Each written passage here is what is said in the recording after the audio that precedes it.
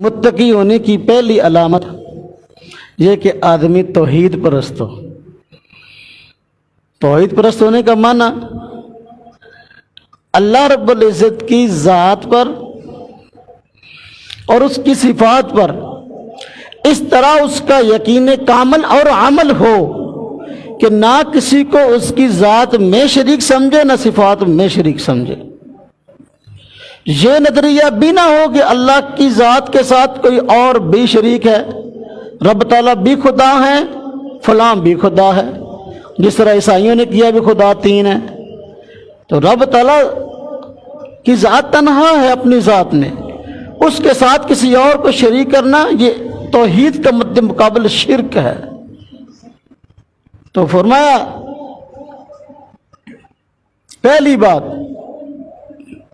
حضور نبی پاک صلی اللہ علیہ وسلم نے اس لیے اس توحید کا اقرار کرنے کا انجام جنت بتایا ہے۔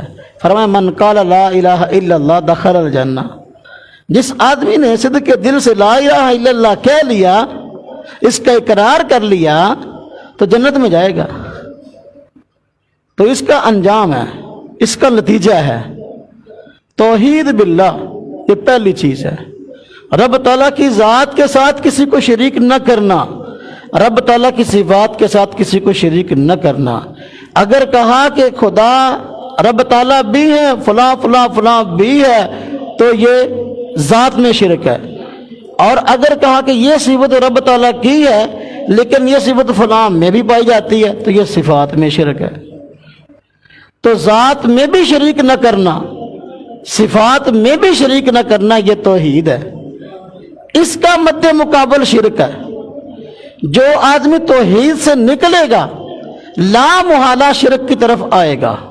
ایسا نہیں کہ توحید سے بھی نکل گیا تو شرک کی طرف بھی نہ آیا۔ رب تعالیٰ ہر جرم کو برداشت کر لیتے ہیں اور اس کی معافی فرما دیتے ہیں، لیکن شرک کو معاف نہیں فرماتے۔ اللہ پاک نے قرآن کریم میں فرمایا ان اللہ لا یغفر ان یشرک بہ ویغفر ما دون ذلک لمن یشاء۔ رب تعالیٰ کی ذات ہرگز نہیں بخشتے اس بات کو بھی اس کے ساتھ شرک کیا جائے۔ ویغفر ما دون ذلک لمن یشاء، اس کے علاوہ جو چاہتے ہیں بخش دیتے ہیں۔ رب تعالیٰ کی مرضی، کتنے بڑے سے بڑے گناہگار کو بخشتے ہیں، لیکن مشرک کو نہیں بخشتے، شرک کرنے والے کو نہیں بخشتے۔ کیوں؟ اس کی وجہ یہ کہ جو آدمی شرک کرتا ہے وہ اصل میں رب تعالیٰ کے مقابلے میں اور بندہ کھڑا کرتا ہے۔ بھائی ہاں جی، رب تعالیٰ تو ہے یہ بھی اس کے مقابلے میں اسی پروٹوکول کا آدمی ہے، اسی مقام و مرتبے کا آدمی ہے، تو اللہ پاک کا مد مقابل کھڑا کر دیا، اللہ پاک پہ مقابلے پہ اتر آیا۔ آج ہمارے معاشرے میں ایسا ہے، کوئی بھی ہمارے ساتھ مقابلہ بازی پہ اتر آئے ہم اسے معاف نہیں کرتے، رب تعالیٰ کی ذات کیسے معاف فرمائے گی؟ اپنا شریک کوئی بھی برداشت نہیں کرتا۔ میں پہلے بھی اس کی کئی مرتبہ یہاں بیان میں مثال دے چکا ہوں، مثال دے کے میں آگے گزرتا ہوں۔ مد مقابل کوئی برداشت نہیں کرتا۔ آپ دیکھیں شریعت نے ایک سے زیادہ شادیوں کی مرد کو اجازت دی ہے۔ اگر وہ ایک سے زیادہ شادیاں کر سکتا ہے، بیویوں کے اخراجات برداشت کر سکتا ہے اور ان کے حقوق کو پورے کر سکتا ہے، ایسا نہیں کہ ایک کے ساتھ زیادہ اور دوسرے کے ساتھ کم معاملہ کرے، ایسا نہ ہو، سب کے ساتھ برابر چل سکتا ہے، شریعت نے اس کو اجازت دی ہے کہ 2 کے ساتھ نبھا سکتا ہے تو 2 کر لے، 3 کے ساتھ نبھا سکتا ہے 3 کر لے، 4 کے ساتھ نبھا سکتا ہے تو 4 کر لے۔ اب یہ مسئلہ مرد کو بھی معلوم ہے اور عورت کو بھی معلوم ہے کہ مرد کو 4 سے زیادہ شادیوں کی اجازت ہے، لیکن اس کے باوجود آپ کی بیوی آپ سے بہت محبت کرتی ہو، جب اس کو پتہ چلے کہ یہ دوسری شادی کر رہا ہے، کہ اس کا دوسری شادی کرنے کا ارادہ ہے، اس کا رویہ کیا ہوتا ہے؟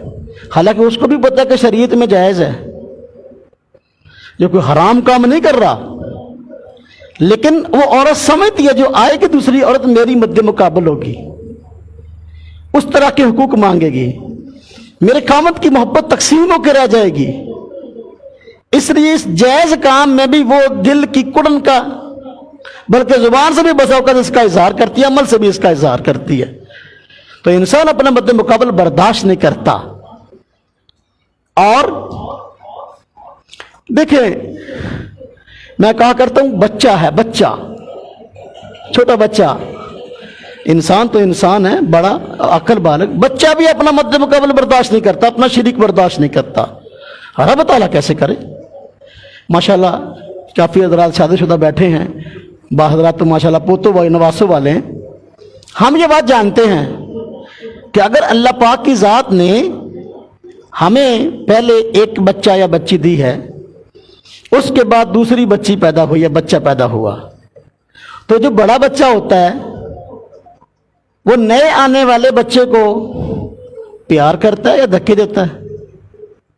وہ نئے آنے والے بچے کو برداشت نہیں کرتا جب وہ دیکھتا ہے کہ یہ بچہ میری ماں کے ساتھ سویا ہوا ہے، حالانکہ میں سوتا ہوں یہاں، میری ماں کے ساتھ لیٹا ہوا حالانکہ یہاں میں لیٹتا ہوں، میری ماں نے اس کو اٹھایا ہوا حالانکہ پہلے مجھے اٹھاتی ہے، تو وہ اس کو اپنا شریک سمجھتا ہے اور اس کو برداشت نہیں کرتا۔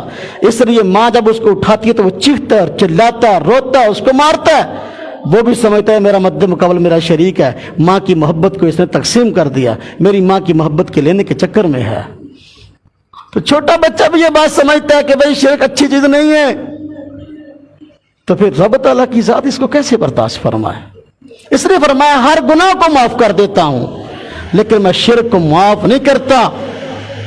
یہ بات یاد رکھنا، بس اوقات انسان شرک کا مرتکب ہو جاتا ہے لیکن اس کو پتہ بھی نہیں ہوتا کہ مجھ سے شرک ہو گیا ہے، اور کائنات میں آج تک کوئی آدمی مانا بھی نہیں ہے، اس نے شرک بھی کیا ہے اور مانتا بھی نہیں کہ میں مشرک ہوں۔